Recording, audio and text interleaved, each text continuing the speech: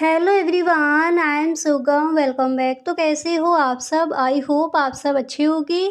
स्वागत है आप सभी का आपके अपने एसपी स्टडी यूट्यूब चैनल पर। तो गाइस, जैसा कि आपने कहा था कि अर्थशास्त्र में जो आपका सेकंड चैप्टर है उसमें जो भी आपके महत्वपूर्ण क्वेश्चन हैं उन सभी प्रश्नों को बता दीजिए। ठीक है, तो पूरे चैप्टर को यहाँ पर हम देखेंगे। जो आपके ऑब्जेक्टिव क्वेश्चन है कौन कौन से इम्पोर्टेंट हैं उन सभी प्रश्नों पर यहाँ पर हम डिस्कस करेंगे।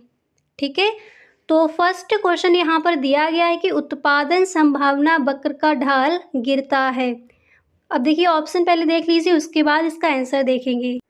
तो फर्स्ट नंबर पर आपका ऑप्शन दिया गया है बाएं से दाएं, सेकंड नंबर पर है दाएं से बाएं, नेक्स्ट है ऊपर से नीचे, इसी तरह से नेक्स्ट ऑप्शन है नीचे से ऊपर।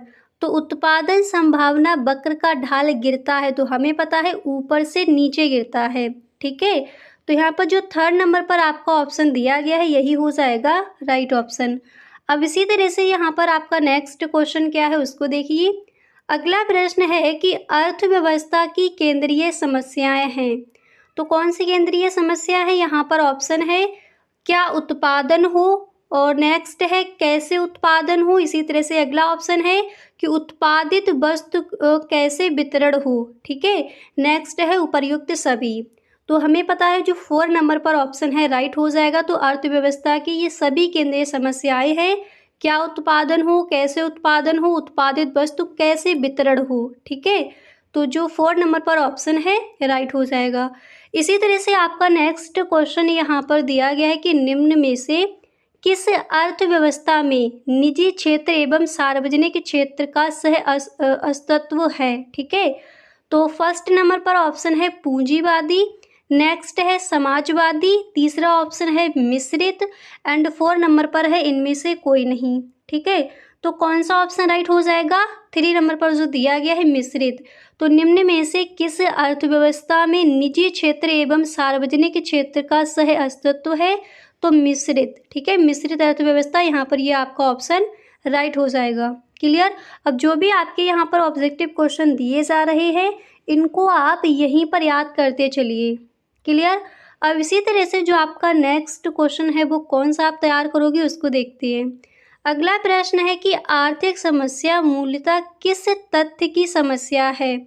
ऑप्शन है चुनाव की, नेक्स्ट है उपभोक्ता चयन की, नेक्स्ट ऑप्शन है फर्म चयन की, इसी तरह से अगला ऑप्शन है इनमें से कोई नहीं।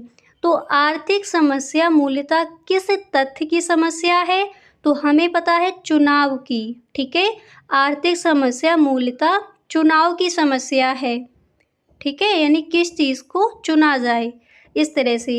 अब इसी तरह से आप नेक्स्ट क्वेश्चन कौन सा तैयार करोगे उसको देख लेती हैं। ठीक है, तो जो आपका सेकेंड चैप्टर है उसमें जो भी आपके क्वेश्चन हैं उन सभी प्रश्नों को यहाँ पर देखेंगे। अब सब्जेक्टिव क्वेश्चन देख लीजिए। पहला प्रश्न है अर्थव्यवस्था किसे कहते हैं? ठीक है, और क्वेश्चन कई बार पूछा भी गया है। तो अर्थव्यवस्था हम किसे कहेंगे?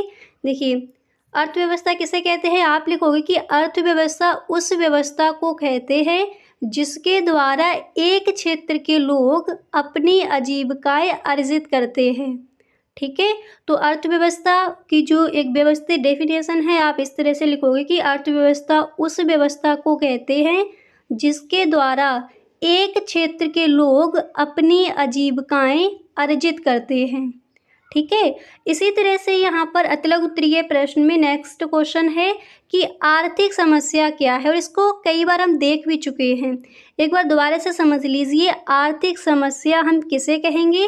तो आप इस प्रश्न का आंसर इस तरह से लिखोगे कि विभिन्न यानी अलग अलग विभिन्न आवश्यकताओं की पूर्ति करने के लिए सीमित साधनों के प्रयोग से उत्पन्न चयन की समस्या को ही आर्थिक समस्या कहते हैं।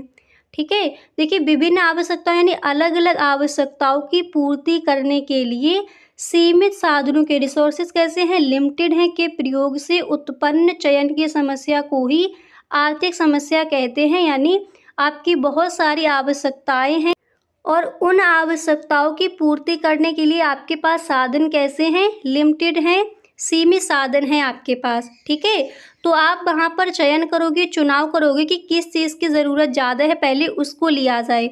तो भाई हो जाती है आर्थिक समस्या।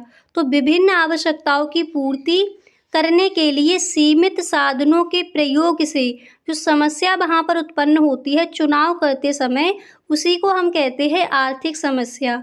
आई होप सही ढंग से आपको समझ आ गया होगा कि आर्थिक समस्या क्या है और अर्थव्यवस्था हम किसे कहते हैं।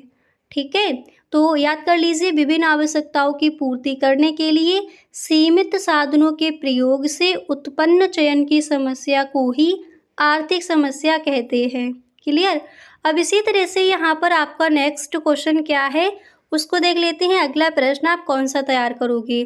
ठीक है, तो गाइस देखिए, जो आपका फर्स्ट चैप्टर है व्यष्टि अर्थशास्त्र का परिचय, तो वो हम पूरा देख चुके हैं। तो गाइस अगर आपने वो वीडियो नहीं देखा है तो डिस्क्रिप्शन बॉक्स में लिंक गिवन है, वहाँ से आप देख सकती हो। ऑब्जेक्टिव क्वेश्चन कौन से तैयार करने हैं, सब्जेक्टिव क्वेश्चन कौन कौन से इंपॉर्टेंट है, पूरा चैप्टर आपको वहाँ पर बताया गया है, तो उस वीडियो को आप ज़रूर देख लें। इसी तरह से सभी चैप्टर्स में जो भी आपके महत्वपूर्ण क्वेश्चन है वो सब आपको बताए जाएंगे, पूरी बुक यहाँ पर आपको पढ़ाई जाएगी। क्लियर। अब इसी तरह से यहाँ पर नेक्स्ट क्वेश्चन है कि अवसर लागत किसे कहते हैं, अतुलक उत्तरीय प्रश्न में पूछ लिया जाता है। तो इस चैप्टर से ये भी क्वेश्चन इंपॉर्टेंट है, अवसर लागत किसे कहते हैं। आप लिखोगे कि एक वस्तु की अवसर लागत दूसरी वस्तु की वह मात्रा है जिसे पहली वस्तु के उत्पादन के लिए छोड़ना पड़ता है।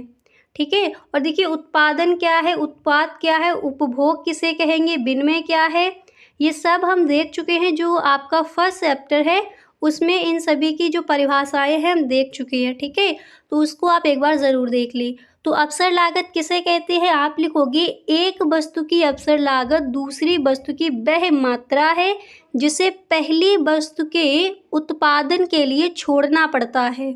ठीक है, इसी तरह से यहाँ पर नेक्स्ट क्वेश्चन है कि सीमांत अवसर लागत क्या है। तो चलिए इसको समझते हैं। सीमांत अवसर लागत क्या है, आप लिखोगे कि एक वस्तु की सीमांत अवसर लागत किसी दूसरी वस्तु की वह मात्रा है जिसे पहली वस्तु की एक अतिरिक्त इकाई का उत्पादन करने के लिए छोड़ना पड़ता है।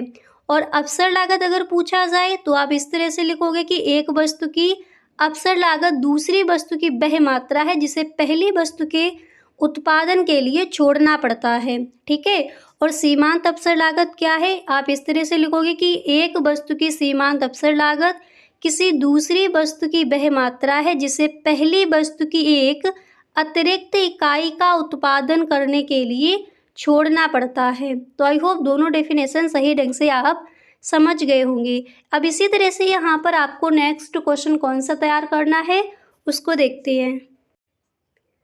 अब यहाँ पर देख लीजिए, जो आपका नेक्स्ट क्वेश्चन है वो आप कौन सा तैयार करोगे और साथ ही साथ इन सभी प्रश्नों के आंसर को आप लिखते चलिए। ठीक है, अलग नोट्स अपना बना लीजिए। तो फर्स्ट चैप्टर में कौन कौन से इंपॉर्टेंट क्वेश्चन है वो सभी हम आपको बता चुके हैं। ये आपका सेकंड चैप्टर है, उसमें कौन कौन से क्वेश्चन आपको तैयार करने हैं उनको यहाँ पर देख लीजिए। इसी तरह से नेक्स्ट वीडियो में जो आपका थर्ड चैप्टर है उसको देखेंगे। क्लियर। तो नेक्स्ट यहाँ पर क्वेश्चन आपका है कि अर्थव्यवस्था की केंद्रीय समस्याएं बताइए। ये आपका इम्पोर्टेंट क्वेश्चन है और ये आपका पूछ लिया जाता है जो ऑब्जेक्टिव क्वेश्चन दिए जाते हैं उसमें। ठीक है, तो सब्जेक्टिव क्वेश्चन में यहाँ पर समझ लीजिए। तो अर्थव्यवस्था की केंद्रीय समस्याएं बताइए। पहले आपको एक लाइन लिखनी है कि अर्थव्यवस्था की केंद्रीय समस्याएं निम्नलिखित हैं। ठीक है, यहाँ पर आप समस्याएं लिख लीजिए कौन कौन सी हैं। फर्स्ट यहाँ पर आप लिखोगे कि क्या और कितनी मात्रा में उत्पादन किया जाए। ठीक है, क्या यानी उत्पादन क्या किया जाए और किया जाए तो कितनी मात्रा में किया जाए। इसके बाद नेक्स्ट यहाँ पर पॉइंट लिखोगे कि कैसे उत्पादन किया जाए। ठीक है, नेक्स्ट पॉइंट आपको लिखना है कि किसके लिए उत्पादन किया जाए। इसी तरह से नेक्स्ट आप लिखोगे कि साधनों के कुशलतम उपयोग की समस्या, साधनों के विकास की समस्या। ठीक है, तो अर्थव्यवस्था की केंद्रीय समस्याएं बताइए। आप इस तरह से इस प्रश्न का आंसर लिखोगे। एक बार दोबारा से देख लीजिए कि अर्थव्यवस्था की केंद्रीय समस्याएं निम्नलिखित हैं। उसके बाद फर्स्ट पॉइंट यहाँ पर आप लिखोगे कि क्या और कितनी मात्रा में उत्पादन किया जाए। नेक्स्ट है कि उत्पादन कैसे किया जाए। नेक्स्ट पॉइंट लिखना है किसके लिए उत्पादन किया जाए।